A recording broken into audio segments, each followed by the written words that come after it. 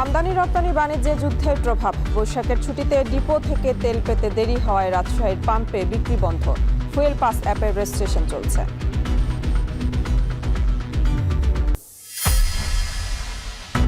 দেশের ভঙ্গুর অর্থনীতিকে দাঁড় করাতে পাশে থাকার আশ্বাস বিশ্ব ব্যাংকের। ইরান পরিস্থিতি আরও উত্তপ্ত হলে বিশ্বমন্দার শঙ্কা IMF-এর।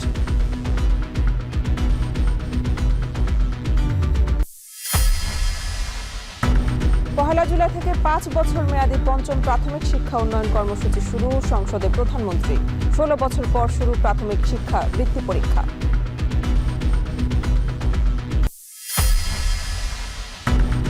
ঢাকা মেডিকেলের সামনে ফুটপাত দখলমুক্ত করতে পাইলট প্রকল্প। অভিযানের পর যেন ফের না বসে, নজর রাখার দাবি চলাচলকারীদের।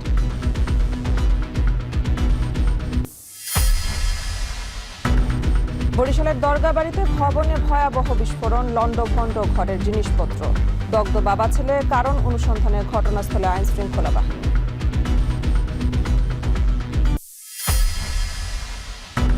কিরগিজস্তান থেকে দেশে এসে ভিসা জটিলতায় বিশ্ববিদ্যালয়ে অর্ধশত শিক্ষার্থী। ফেরার আবেদন বাতিলে অনিশ্চয়তায় ভবিষ্যৎ।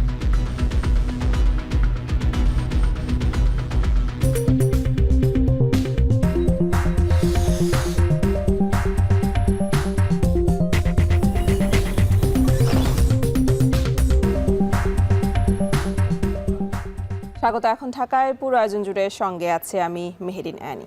ইরান যুদ্ধের প্রভাব পড়েছে দেশের আমদানি রপ্তানি বাণিজ্যে। বৈশ্বিক অস্থিরতা সহ বিভিন্ন কারণে কয়েক মাসে কমেছে রপ্তানি। এ অবস্থায় যুদ্ধবিরতি স্থায়ী না হলে বড় সংকটে পড়বে রপ্তানি খাত। বাণিজ্যে যুদ্ধের প্রভাব সহ সার্বিক অবস্থা জানাতে চট্টগ্রাম থেকে যুক্ত আছেন হাজেরা শিউলি। শিউলি, যুদ্ধের প্রভাবে দেশের আমদানি রপ্তানি বাণিজ্যে কেমন প্রভাব পড়েছে জানাবেন।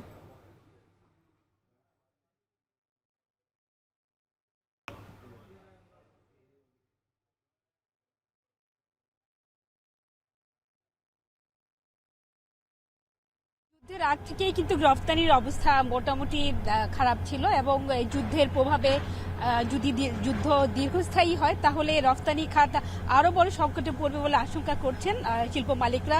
যেহেতু সারা বিশ্বে জ্বালানি সংকটের কারণে পরিবহন ব্যয় বেড়েছে, জাহাজ ভাড়া বেড়েছে এবং কাঁচামালের আমদানি ব্যয় বেড়েছে। এই অবস্থায় ক্রেতারা আসলে কতটুকু ক্রয়াদেশ দেবেন, এবং যেহেতু সারা বিশ্ব জুড়ে অস্থিরতা, মূল্যস্ফীতি বেড়েছে এবং বাংলাদেশের তৈরি পোশাক সহ অন্যান্য রপ্তানি খাতের যেসব ক্রেতা দেশ আছে তারাও তাদের দেশে কিন্তু তাদের চাহিদা কমেছে, সে কারণে কিন্তু অর্ডারও অনেকটাই কমে গেছে।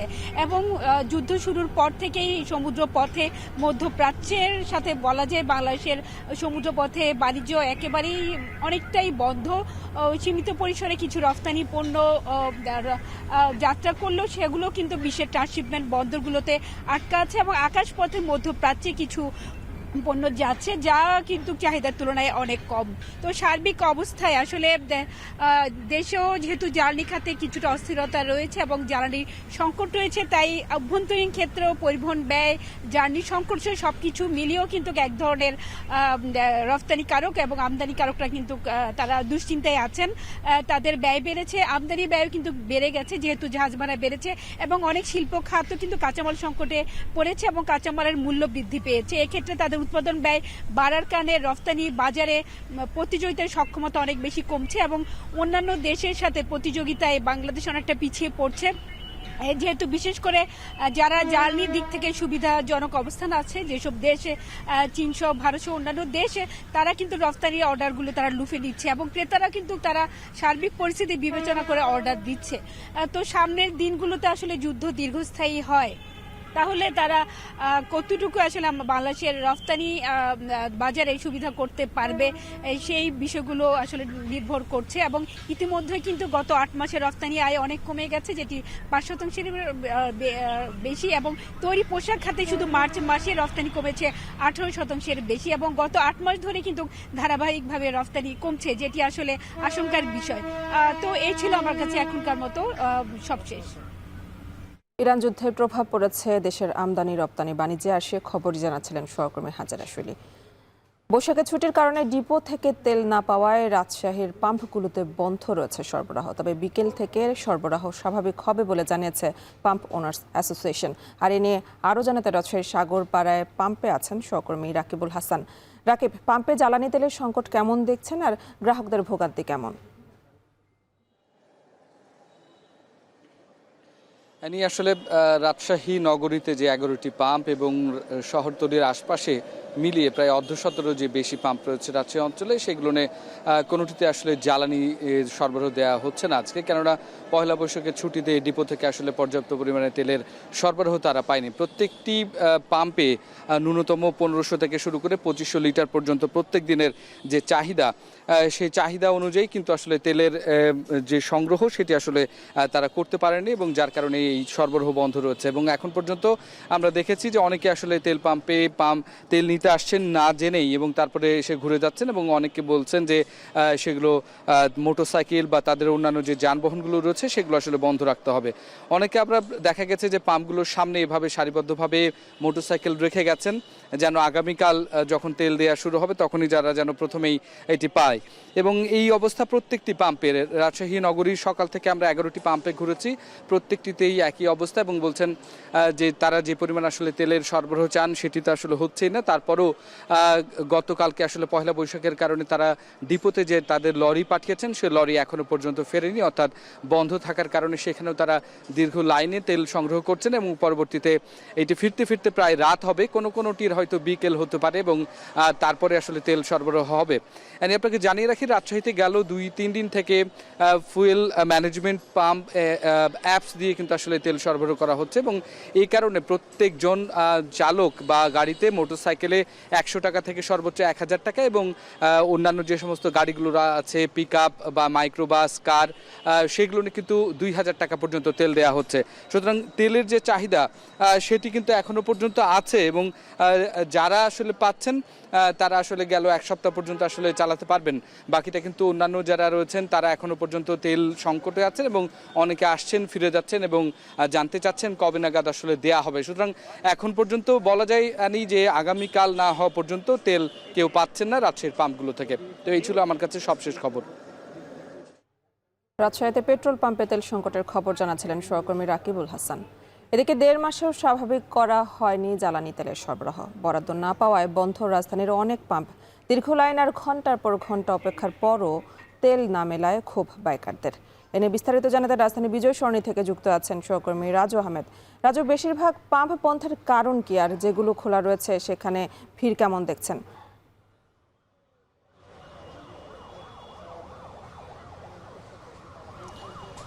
এরই 1.5 মাস ধরে চলা এই সংকট সময়ের সঙ্গে মানবিক দিকে চলে যাচ্ছে বলে কিন্তু অভিযোগ করেছে বাইকাররা। বিশেষ করে যারা রাইড শেয়ারিংয়ের সঙ্গে জড়িত, যাদের জীবিকা নির্বাহ করে সড়কের উপরে এই তেলের উপরে, তাদের মধ্যে অনেকটাই হতাশার ছাপ আমরা দেখেছি।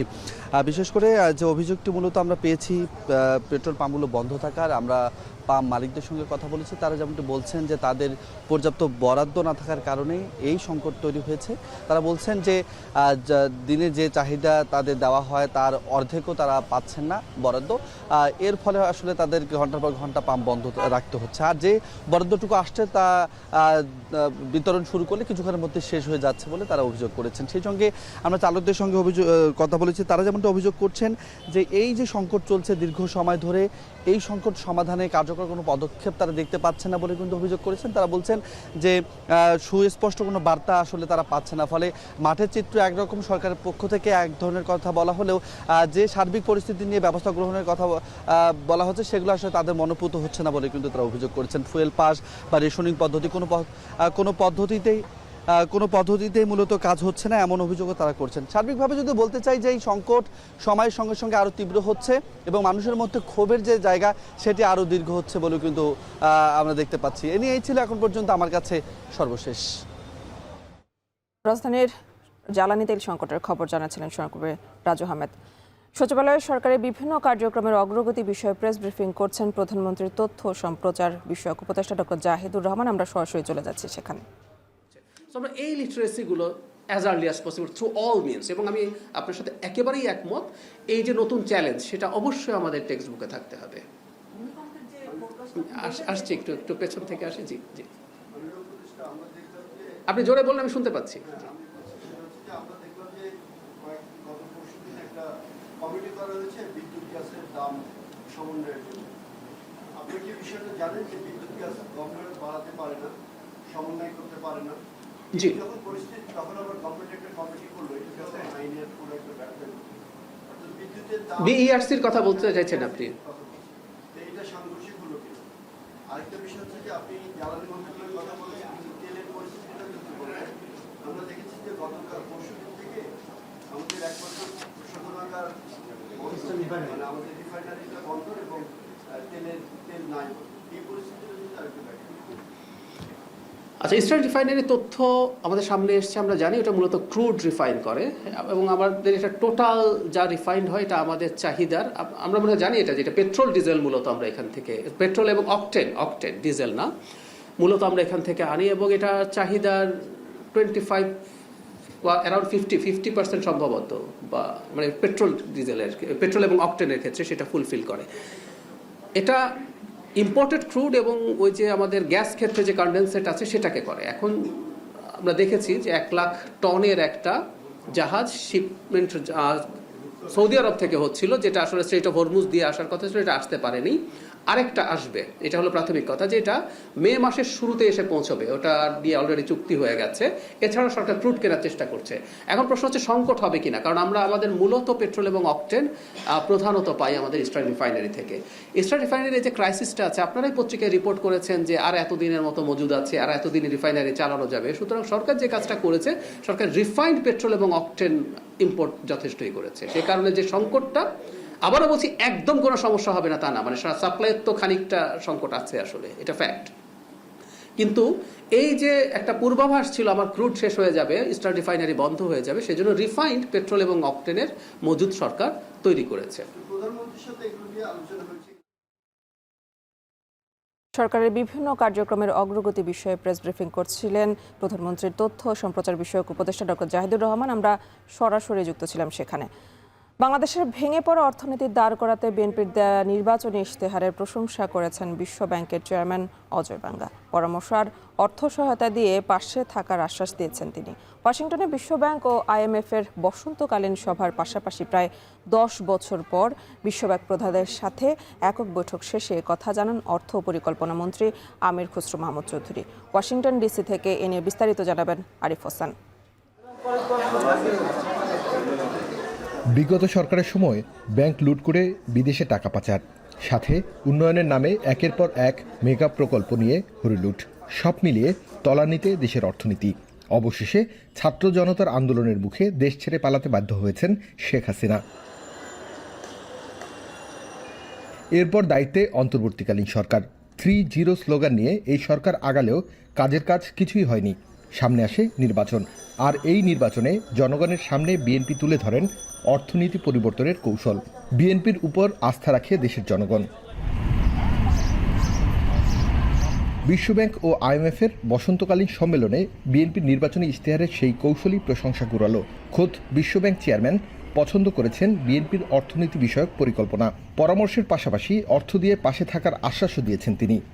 আমাদের অর্থনৈতিক কর্মকাণ্ডের মধ্যে এটা একেবারে একটা ভিন্নধর্মী একটা বিষয়, প্রোগ্রাম, যেটা আমরা আমাদের ইশতেহারে বলেছি, এটাও তারা ভীষণভাবে পছন্দ করেছে এবং টু দ্য এক্সটেন্ট তারা বলছে এই প্রোগ্রামটা খুবই ভালো এবং আমরা এটার জন্য প্রয়োজনে চেষ্টা করব একটা আলাদা পোর্টফোলিও করার জন্য। বসন্তকালীন সভার অপর একটি সম্মেলন কক্ষে V20 এর মিনিস্টার ডায়ালগে যোগ দেন অর্থ ও পরিকল্পনা মন্ত্রী। জলবায়ুর কারণে দেশের ক্ষতির বিভিন্ন দিক তুলে ধরেন তিনি। সেই আলোচনায় ফ্যামিলি কার্ড ও কৃষক কার্ডের উদ্যোগ তুলে ধরেন মন্ত্রী। জানান, অপ্রতুল অর্থ দিয়ে জলবায়ু সংকট মোকাবিলা করা কঠিন। জলবায়ু বিষয়ে যে বিষয়টা, এটা এমন জায়গায় গিয়ে দাঁড়িয়েছে, এটা আসলে এটার জন্য যে ফাইন্যান্সিং যে দরকার, ক্লাইমেট ফাইন্যান্সিং, সেটা তো সেইভাবে হচ্ছে না। যারা কন্ট্রিবিউট করার কথা তারাও ওইভাবে কন্ট্রিবিউট করছেন না। যতটুকু আছে ফান্ডের মধ্যে এটারও প্রপার ডিস্ট্রিবিউশন, মেরিট বেসড একটা ডিস্ট্রিবিউশন আছে, সেটাও হচ্ছে না। একই দিন যুক্তরাষ্ট্র সরকারের ট্রেজারি বিভাগের সাথে বৈঠক করেন বাংলাদেশ ব্যাংকের গভর্নর ও এনবিআর চেয়ারম্যান। এছাড়া ভেঙে পড়া শেয়ার বাজার ঘুরে দাঁড় করাতে বৈঠক করেন সরকারের এই দুই কর্তা ব্যক্তি। বিগত 10 বছরের মধ্যে প্রথমবারের মতো বাংলাদেশের অর্থমন্ত্রীর সাথে বিশ্বব্যাংকের গভর্নরের একান্ত বৈঠক হয়েছে। এই বৈঠকের ফলে মিলেছে বিভিন্ন আশ্বাস। সেটা কি দেশের অর্থনীতির পরিবর্তন বয়ে আনতে পারবে, সেটাই এখন দেখার বিষয়। আরিফ হোসেন, এখন ওয়াশিংটন। 2 সপ্তাহের মধ্যে ইরানের সঙ্গে পূর্ণাঙ্গ যুদ্ধবিরতি না হলে বিশ্ব অর্থনীতি মন্দার কবলে পড়তে পারে বলে সতর্ক করেছে IMF, যা বিস্তৃত হতে পারে যুক্তরাষ্ট্রসহ ইউরোপ এশিয়া অঞ্চলে। সংস্থাটি আরও জানিয়েছে, যুদ্ধের প্রভাবে এবছর বৈশ্বিক প্রবৃদ্ধি কমে দাঁড়াবে 3.1%। এছাড়া জ্বালানি সংকটে মুদ্রাস্ফীতি বেড়ে দাঁড়াবে 4.4%। এমন অবস্থায় জ্বালানি মজুত ও রপ্তানি নিয়ন্ত্রণ আরোপ বন্ধের আহ্বান IMF ও বিশ্বব্যাংকের। এ নিয়ে আরও জানাচ্ছেন তানভীর জনি। যুক্তরাষ্ট্র ও ইরানের শান্তি আলোচনায় ভেস্তে যাওয়ায় বাণিজ্যিক চলাচল স্বাভাবিক হয়নি হরমুজ প্রণালীতে। এর মধ্যে গুরুত্বপূর্ণ এই নৌরুটে ট্রাম্পের অবরোধের ঘোষণায় সমুদ্রপথে পণ্যবাহী জাহাজ চলাচল হুমকির মধ্যেই রয়ে গেছে। এর প্রভাবে প্রায় প্রতিটি দেশেই রেকর্ড পরিমাণে বেড়েছে জ্বালানির দাম। এতে মারাত্মক ক্ষতির মুখে পড়েছে আমদানি নির্ভর দেশগুলো। এমন অবস্থায় IMF সতর্কবার্তা দিয়েছে গোটা বিশ্বকে। সংস্থাটি বলছে, আগামী 2 সপ্তাহে ইরান যুক্তরাষ্ট্রের মধ্যে শান্তি প্রতিষ্ঠা বা যুদ্ধবিরতি না হলে মন্দার কবলে পড়বে গোটা বিশ্ব অর্থনীতি। তাদের শঙ্কা, যুদ্ধের স্থায়িত্ব, তীব্রতা ও পরিধি চলতি বছরের মাঝামাঝি পর্যন্ত বজায় থাকতে পারে। যুদ্ধের প্রভাবে 2026 সালে বৈশ্বিক প্রবৃদ্ধি কমে 3.1% হওয়ার পূর্বাভাস দিয়েছে IMF। তবে 2027 সালের জন্য পূর্বাভাস 3.2% অপরিবর্তিত রেখেছে। পরিস্থিতি আরও অবনতি হলে প্রবৃদ্ধি 2.5% নেমে যেতে পারে। এদিকে হরমুজ প্রণালী বন্ধ এবং অবরোধে সবচেয়ে বাজে প্রভাব পড়েছে জ্বালানি খাতে। তেল, গ্যাস ও সারের ক্রমবর্ধমান মূল্য বৃদ্ধিতে চলতি বছরের বৈশ্বিক মুদ্রাস্ফীতি 0.6 পয়েন্ট বেড়ে 4.4% হওয়ার পূর্বাভাস দিয়েছে সংস্থাটি। তবে তেলের দামে ঊর্ধ্বগতি থাকলে মূল্যস্ফীতি বেড়ে 5.4%-এ পৌঁছাবে, যদিও 27 সালে কিছুটা কমবে বলে আশা IMF-এর। অর্থনৈতিক মন্দার কবলে পড়তে পারে যুক্তরাষ্ট্র, ইউরোপ, মধ্যপ্রাচ্য, এশিয়া সহ বিশ্বের বিভিন্ন দেশ। এছাড়া উদীয়মান বাজার এবং উন্নয়নশীল অর্থনীতির জন্য 2026 সালের প্রবৃদ্ধির পূর্বাভাস 0.3% পয়েন্ট কমিয়ে 3.9% ধরা হয়েছে। মন্দার প্রভাবে G7ভুক্ত দেশগুলোর মধ্যে সবচেয়ে বেশি ক্ষতিগ্রস্ত হবে যুক্তরাজ্য। এমন অবস্থায় জ্বালানি মজুত ও রপ্তানি নিয়ন্ত্রণ আরোপ থেকে বিরত থাকতে দেশগুলোর প্রতি আহ্বান জানিয়েছে IMF সহ বিশ্বব্যাংক ও আন্তর্জাতিক জ্বালানি সংস্থা। কারণ যুদ্ধ দীর্ঘস্থায়ী রূপ নিলে জ্বালানির দাম অপরিবর্তিত থাকবে। 1980 সালের পর পঞ্চমবারের মতো ভয়াবহ মন্দার মুখে পড়বে বিশ্ব অর্থনীতি। জ্বালানি সংকটে ক্ষতিগ্রস্ত দেশগুলোর সঙ্গে আলোচনা চালিয়ে যাচ্ছে IMF। তানভীর জনি, এখন বিশ্ব। আরএফএল ওয়াটার পাম্পের রোটর এখন আরো উন্নত, ফলে অল্প সময়ে ওঠে অধিক পানি আর বিদ্যুৎ সাশ্রয় হয় 20% পর্যন্ত। আরএফএল ওয়াটার পাম্প, অন করলেই পানির তুফান। 1 জুলাই থেকে 5 বছর মেয়াদী প্রাথমিক শিক্ষা উন্নয়ন কার্যক্রম শুরু করতে যাচ্ছে সরকার। সংসদ অধিবেশনে প্রশ্নোত্তর পর্বে কথা বলেন প্রধানমন্ত্রী তারেক রহমান। তিনি জানান, দেশের সব প্রাথমিক বিদ্যালয়ের শিক্ষকদের সক্ষমতা বৃদ্ধির উপর গুরুত্ব দিচ্ছে সরকার। 1 জুলাই 2026 হতে 5 বছর মেয়াদী পঞ্চম প্রাথমিক শিক্ষা উন্নয়ন কর্মসূচি সরকার শুরু করতে যাচ্ছে এবং এই কর্মসূচির মাধ্যমে অবশিষ্ট যে শিক্ষকবৃন্দ আছেন তাদেরকেও ইংরেজি বিষয়ে শিক্ষা প্রদানের পরিকল্পনা বর্তমান সরকারের রয়েছে। দীর্ঘ 16 বছর পর আজ থেকে সারা দেশে আবারও শুরু হয়েছে প্রাথমিক বৃত্তি পরীক্ষা। ভারতের 3 জেলা বাদে 61 জেলায় একসাথে এই পরীক্ষা শুরু হয় সকাল 10টায়। সৈয়দপুরে 2টি কেন্দ্রে শুরু হয়েছে পরীক্ষা। এর মধ্যে তুলসীরাম সরকারি প্রাথমিক ও উচ্চ বিদ্যালয়ে 800 এবং ইসলামিয়া উচ্চ বিদ্যালয় কেন্দ্রে 687 পরীক্ষার্থী পরীক্ষা দেওয়ার কথা। প্রথম দিন বেশ কিছু পরীক্ষার্থী অনুপস্থিত আছে বলে জানা গেছে। বাংলা, ইংরেজি, গণিত, বাংলাদেশ ও বিশ্ব পরিচয় এই 4 বিষয়ে পরীক্ষা অনুষ্ঠিত হবে। তবে হুট করে এই পরীক্ষার সিদ্ধান্ত নেয় শিক্ষার্থীদের প্রস্তুতিতে ঘাটতি থেকেছে বলে অভিযোগ অভিভাবকদের। উৎসব থাকায় 2 দিন পর শুরু হবে 3 পার্বত্য জেলার পরীক্ষা।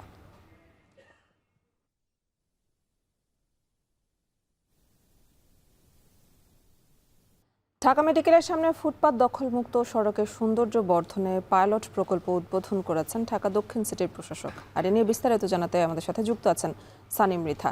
সানি, ফুটপাত দখলমুক্ত করার অভিযান সম্পর্কে সবশেষ কী তথ্য আছে আপনার কাছে জানাবেন? আজকে মূলত এনি অভিযান সেভাবে ছিল না, অর্থাৎ ঢাকা মেডিকেলের যে আনসার বাহিনী রয়েছে তারা কিন্তু তাদের সামনে যে কয়টি দোকান ছিল সেগুলো উঠে যেতে কার্যকরী ভূমিকা পালন করে বা তারা উচ্ছেদ করার জন্য তারা মাইকিং ঘোষণা করে এবং তারা পর্যায়ক্রমে ঘুরে ঘুরে আশপাশের দোকানগুলো তারা উঠিয়ে দেয়। কিন্তু আশ্চর্যের বিষয়ে ঢাকা দক্ষিণ সিটি কর্পোরেশনের প্রশাসক 1 ঘন্টা আগে এই ঢাকা মেডিকেলের মেইন গেট এলাকাটা দখলমুক্ত ঘোষণা করার পরে কিন্তু চলে যাওয়ার 1 ঘন্টা পরে ক্রমান্বয়ে কিন্তু আবারও ভাসমান দোকানগুলো কিন্তু বসে যাচ্ছে। আমরা একে একে দেখলাম বিভিন্ন রকম ভাসমান দোকান কিন্তু এরই মধ্যে বসে গেছে, তারা কিন্তু বেচা কেনাও শুরু করে দিচ্ছে। যদিও এই সব চিত্র কিন্তু পুরনো, অর্থাৎ অভিযানের পর আবারও দোকানপাট বসে যায়, আবারও এরকম 2-3 দিন বা সপ্তাহ বা মাসখানেক পর আবারও অভিযান হয়। ভাসমান দোকানি আর আইন শৃঙ্খলা রক্ষাকারী বাহিনীর মধ্যে একটি চোর পুলিশ খেলার মতো একটি ব্যবস্থা আমরা দীর্ঘদিন ধরেই লক্ষ্য করতে পেরেছি এবং সেই ধারাবাহিকতা কিন্তু এখনও অব্যাহত রয়েছে। যদিও ঢাকা দক্ষিণ সিটি কর্পোরেশন বলছে যে ঢাকা মেট্রোপলিটন পুলিশ বা দক্ষিণ সিটি কর্পোরেশন বা কর্তৃপক্ষদের একার পক্ষে আসলে এই ঢাকা মেডিকেল থেকে শুরু করে ফুটপাত দখলমুক্ত করা তাদের পক্ষে সম্ভব না। তারপরও তারা যেভাবে এইটা যেন পর্যায়ক্রমে ধারাবাহিক থাকে, একেবারে নির্মূল যেন করা যায় সে ব্যাপারে কিন্তু তারা সচেষ্ট থাকার ব্যাপারে কিন্তু আশাবাদ ব্যক্ত করেছেন। তবে এখন যারা যে প্রকল্পগুলো তারা বাস্তবায়নের জন্য হাতে নিয়েছেন তারা বলেছেন আগামীকাল থেকেই এই যে পাইলট প্রকল্প অর্থাৎ ঢাকা মেডিকেলের সামনের জায়গাটি সৌন্দর্য বর্ধন ও দৃষ্টিনন্দন করে গড়ে তোলার লক্ষ্যে তারা কিন্তু বেশ কয়েকটি পদক্ষেপ গ্রহণ করেছে। তারা আশা করছে এইসব পদক্ষেপগুলো বাস্তবায়িত হলে সেক্ষেত্রে অনেকটাই কিন্তু দখলমুক্ত কমে যাবে। যেমন অনেকেই ঢাকার এই যে সামনের জায়গা থেকে কিন্তু বিভিন্ন রকম দোকান নিয়ে বসে বা যাতায়াত করে বা ভাসমান যে জনগণ রয়েছে, যা বস্তুচ্যুত যে জনগণ রয়েছে তারা কিন্তু এখানে এসে বসবাস করে। তবে এই জায়গাগুলোতে যদি ঝর্ণা করার প্রকল্প রয়েছে, রোগীদের সাথে আসা স্বজনরা যেন কোথাও অপেক্ষা করতে পারে সে ব্যাপারে কিন্তু তারা জায়গা ব্যবস্থা করা হবে। পাশাপাশি কিন্তু এই যে সৌন্দর্য বর্ধন করতে কিন্তু বেশ কিছু আমরা নার্সারির গাছ থেকে শুরু করে সেগুলো আরও কয়েকটি প্রকল্পর কথা তারা তুলে ধরেছেন।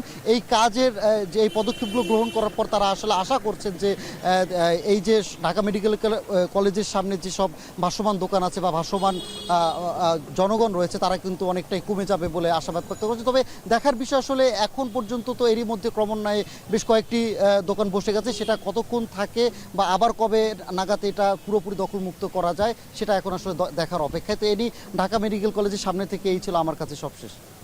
ঢাকা দক্ষিণ সিটি কর্পোরেশনের অভিযানের খবর জানাচ্ছিলেন সহকর্মী সানি মৃথা। বরিশালে একটি ভবনে বিস্ফোরণের ঘটনা ঘটেছে, আহত হয়েছে 2 জন, লণ্ডভণ্ড হয়েছে 3 তলা ভবনের 2টি ইউনিট। এ ঘটনায় প্রতিবেশীদের ঘরবাড়িও ক্ষতিগ্রস্ত হয়েছে। বুধবার ভোর 5:30টার দিকে নগরীর সাগরদী এলাকায় এ ঘটনা ঘটে। স্থানীয়রা জানান আধা কিলোমিটার দূর থেকে বিস্ফোরণের শব্দ শোনা গেছে। 3 তলা ভবনের নিচতলার এক ইউনিটে বিস্ফোরণ হয়, এতে ভবনের দরজা জানালা ক্ষতিগ্রস্ত হয়েছে। লণ্ডভণ্ড ঘরের ভেতরের আসবাবপত্র, প্রতিবেশীদের ঘরবাড়িতেও ক্ষতি হয়েছে। গ্যাস সিলিন্ডার বিস্ফোরণের কথা বলা হলেও সিলিন্ডার 2টি অক্ষত আছে। স্থানীয়রা এই বিস্ফোরণকে রহস্যজনক বলে জানিয়েছেন। কেউ সুনির্দিষ্টভাবে কিছু জানাতে পারেনি, তবে প্রাথমিকভাবে গ্যাস লিকেজ থেকে এই বিস্ফোরণ বলে ধারণা পুলিশের।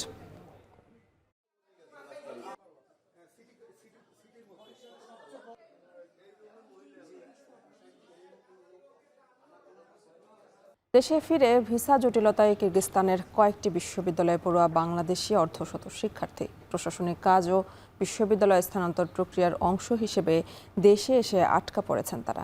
আন্তর্জাতিক শিক্ষার্থীদের জন্য এটি স্বাভাবিক প্রক্রিয়া হলেও ফেরার সময় ভিসার আবেদন বাতিল করে দিয়েছে দেশটি, যাদের অনেকের 2 বছরে খরচ হয়েছে 20 লাখ টাকার বেশি।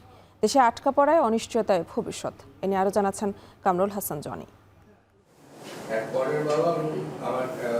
ডাক্তার হবার স্বপ্ন নিয়ে কিরগিজস্তানে পড়তে গিয়েছিলেন আব্দুস সাত্তার। 4 সেমিস্টার শেষ করতে খরচ হয় তার প্রায় $15,000। বাবার পেনশনের টাকায় সেই ব্যয় মেটালেও পুরো সেমিস্টার ফি জোগাতে হিমশিম খেতে হচ্ছিল তাকে। টিউশন ফি কমাতে সিদ্ধান্ত নেন প্রতিষ্ঠান পরিবর্তনের। এতেই বাদে বিপত্তি, নতুন ভিসা করতে দেশে এলে বন্ধ হয়ে যায় তার পুনরায় ফেরার পথ। প্রায় 1 বছর ধরে দেশে আটকে আছেন এই শিক্ষার্থী। পরীক্ষা শেষে আমি ছুটিতে দেশে চলে আসি। তারপরে যখন আমি আবার ব্যাক করে যাব তো ততদিন আমার ভিসার মেয়াদ শেষ। তো আমি নতুন ভিসার জন্য বলি যে আমার ভিসা দেওয়া হোক। তারপর যখন অ্যাপ্লাই করা হয় তখন থেকে আমার ভিসাটা রিজেক্ট হয়ে গেছে। সাত্তারের মতো প্রায় অর্ধশত শিক্ষার্থী পড়েছেন ভিসা জটিলতায়। দেশে আটকে আছেন প্রায় ৩০ জন। নিজেদের ফিরতে না পারার কারণ জানালেন এখন টেলিভিশনকে। আমরা আজকে এতগুলো সেমিস্টার এতগুলো টাকা পার করার পরেও এই যে একটা হুমকির মধ্যে পড়ে আছে, এটা নিশ্চিত না যে আমরা কবে এই সমাধান পাবো, কবে এটার একটা বিহিত হবে। প্রশাসনিক কাজ ও বিশ্ববিদ্যালয় স্থানান্তর প্রক্রিয়ার অংশ হিসেবে অল্প সময়ের জন্য দেশে আসেন তারা। ফেরার সময় ভিসার আবেদন করলে আটকে দেয় দেশটি। যদিও অনেকেই MBBS কোর্সের 4 থেকে 9 সেমিস্টার করেন সেখানে। দীর্ঘদিন দেশে আটকে থাকার কারণে এখন সেমিস্টার নষ্ট হওয়া সহ কেরিয়ার নিয়ে অনিশ্চয়তায় ভুগছেন শিক্ষার্থীরা। আমার ইচ্ছাটা কি পূরণ করতে পারবো না, এই প্রশ্নটা প্রতিদিন আমাদের মাথায় থাকে। প্রতিদিন এই প্রশ্নটার বোঝা ভারী হতে থাকে। কিরগিজস্তানের স্বীকৃত 10টি বিশ্ববিদ্যালয়ে শতাধিক বাংলাদেশি শিক্ষার্থী পড়ছেন। $6,000 প্যাকেজ নিয়ে দেশটিতে যান অনেকে। 5 বছরে 10 সেমিস্টার শেষ করতে খরচ পড়ে প্রায় $20,000 থেকে $30,000। কেবল টিউশন ফি বাবদ খরচ হয় প্রায় 37 লাখ টাকা। দেশে আটকে পড়া শিক্ষার্থীরাও 2 বছরে ব্যয় করেছেন প্রায় 20 লাখ টাকার বেশি। ভুক্তভোগীরা উজবেকিস্তানের বাংলাদেশ দূতাবাসের দ্বারস্থ হলে শিক্ষার্থীদের ভিসা নবায়নের সুযোগ দিতে কিরগিজ পররাষ্ট্র মন্ত্রণালয়কে চিঠি দেয় দূতাবাস। তবে সেই চিঠির কোনো জবাব আসেনি। আমাদের ফরেন মিনিস্ট্রি থেকে একটা লিস্ট, স্টুডেন্টদের লিস্টও একটা পেয়েছি 22-23 জনের। সেইটা সহ আমরা নোট ভার্বাল দিয়েছি, একাধিকবার দিয়েছি। তাদের কাছ থেকে এখনো রিপ্লাই পাই নাই। আমরা এখনো প্ল্যান করছি যে এই মাসে অ্যাম্বাসেডর স্যার যাবেন। এ বিষয়ে জানতে চাইলে পররাষ্ট্র প্রতিমন্ত্রী জানান সংশ্লিষ্ট দেশের সরকারের সঙ্গে যোগাযোগ চলছে। সংশ্লিষ্ট সরকারের সাথে তারা যোগাযোগ রাখছে এবং স্টুডেন্টরা যারা এখানে আটকা পড়ে গেছে তারা যাতে নিরাপদে ফেরত যেতে পারে সেই ব্যবস্থা আমাদের তাদের সরকারের সাথে যোগাযোগ করছে। বিদেশে চিকিৎসক হতে চাওয়া এসব শিক্ষার্থীর ভিসা জটিলতা নিরসন আদৌ সম্ভব কিনা, নাকি মারাত্মকভাবে ক্ষতিগ্রস্ত হবে সংশ্লিষ্ট পরিবার, দুটোই এখন নির্ভর করছে সরকারের কূটনৈতিক যোগাযোগের উপর। কামরুল হাসান, জনি, এখন, ঢাকা। সবশেষ তথ্য অনুযায়ী ময়মনসিংহ মেডিকেলে হাম আক্রান্ত হয়ে ভর্তি হয়েছে 25 শিশু। এ পর্যন্ত ময়মনসিংহ মেডিকেলে মৃত্যু হয়েছে 13 জনের। আর এ নিয়ে আরও জানাতে ময়মনসিংহ মেডিকেল কলেজ থেকে আমাদের সাথে যুক্ত আছেন হারুনুর রশিদ। হারুন, হামে জেলার সবশেষ পরিস্থিতি সম্পর্কে আমাদের জানাবেন।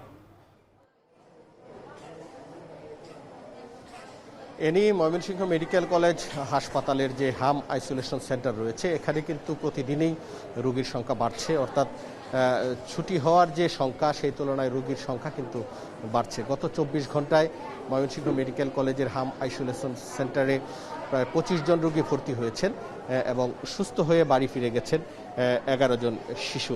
আমরা এখানে যারা শিশুদের অভিভাবক রয়েছে তাদের সাথে কথা বলেছি।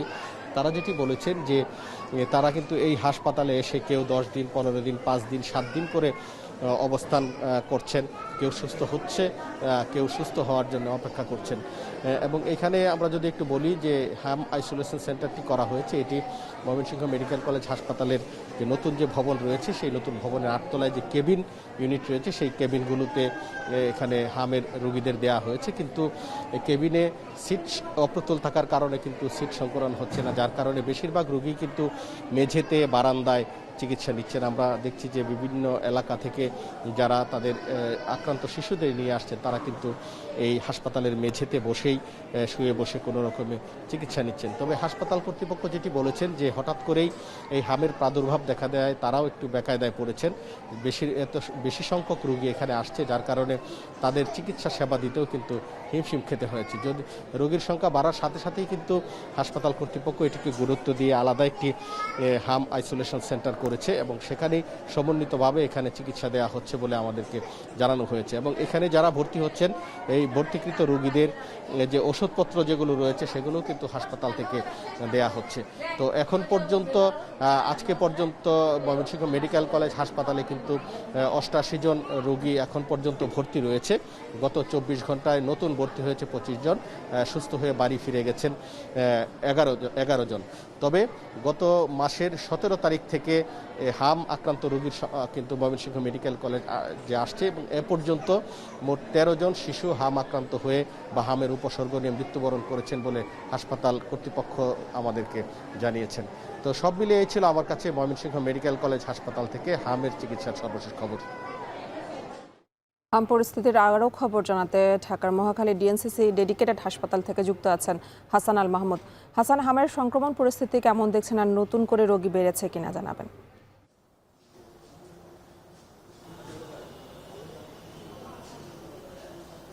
আমরা সকাল থেকে ডিএনসিসি ডেডিকেটেড হাসপাতালে আছি, সেখানে কিন্তু প্রতিদিনই যেভাবে রোগী বাড়ছে সেই ধারা কিন্তু আমরা আজকে অব্যাহত দেখছি এবং বেশ কিছু রোগী কিন্তু আজকেও এসেছে এবং গতকালকে যেটি ভর্তি ছিল 3 শতাধিক রোগী, তাদেরও কিন্তু চিকিৎসা এই মুহূর্তে চলছে এবং একই সাথে ঢাকার বাইরের যেসব হাসপাতাল রয়েছে, অর্থাৎ ঢাকার অন্যান্য যেসব হাসপাতাল, বিশেষ করে শ্যামলীর বাংলাদেশ শিশু হাসপাতাল এবং মহাখালীর সংক্রামক ব্যাধি হাসপাতাল, ঢাকা মেডিকেল কলেজ হাসপাতাল, সেগুলোতে কিন্তু প্রচণ্ড রোগী চাপ দেখা যাচ্ছে এবং আমরা রোগীদের সাথে যেটা কথা বলে জানতে পেরেছি যে প্রত্যেকটি রোগীর সাথে কথা বলে দেখা গিয়েছে যে তারা অন্তত 2 ডোজ, কেউ 1 ডোজ পেয়েছে, এরকম হামের টিকা পেয়েছে।